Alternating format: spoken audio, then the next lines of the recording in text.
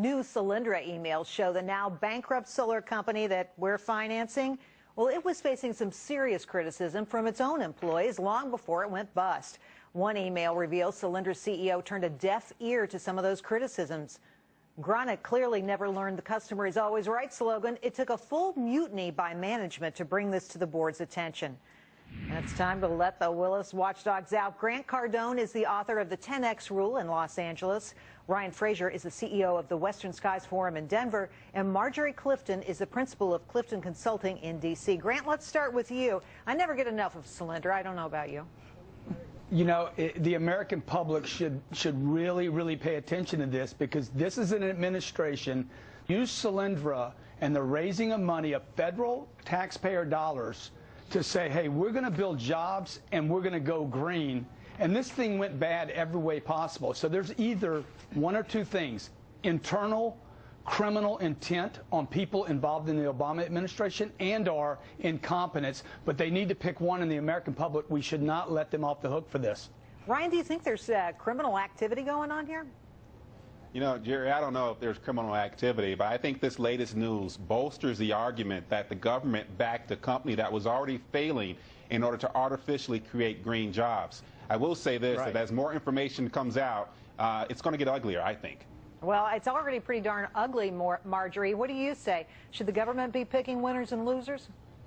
Well, I mean, the government throughout history has invested in new energy and green technology. I mean, the Bush administration invested in ethanol, which ended up being a bust. And actually, Solydra was touted by the Wall Street Journal as one of the top investments in the tech industry back in 2010. It was actually a bipartisan investment. The Bush administration, it was a council within the Bush administration that made the decision and then continued into the Obama administration.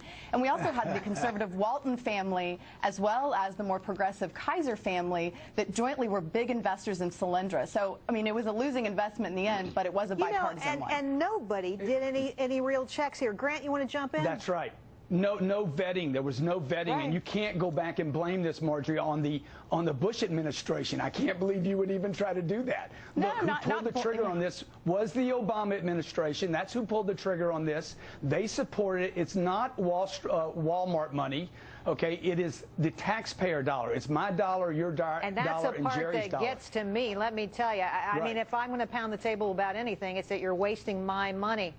Right. But there's another good, guys, I want to get you to another political story. We don't have a lot of time tonight. Herman Cain, we got to get to this. Tomorrow, he will make a major announcement in Georgia on whether to quit the race for the White House. And this comes after claims of a 13-year affair threatening to end his sex scandal-filled campaign. Marjorie, why don't you start us off on this? Well, I've been convinced that Herman Cain must have hired Anthony Weiner's communications team to handle all of these sex scandals, because it has been a disaster. And I mean, frankly, I think he's finished. Whether he's out or not, he's finished. I mean, it's been interesting to me that the Republican Party, the party of conservative family values, has been backed him as long as they have. But regardless of whether he tries to stay in the race or not, I mean, he's finished. Grant, what do you say?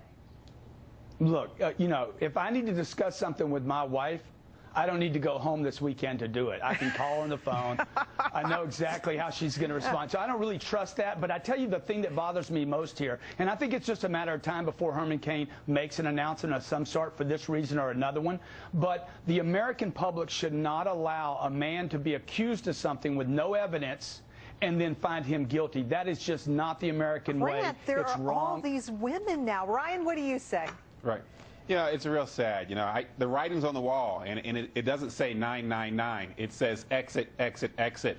And, you know, it's unfortunate, because I think that Cain is a good guy and had some good ideas. But I think, as was said earlier, the whole way in which he's handled these accusations after accusations have really deflated the confidence that a great many people have for him right now. Yeah, it's not about what he did now. It's about how he handled it. I think you're right about that.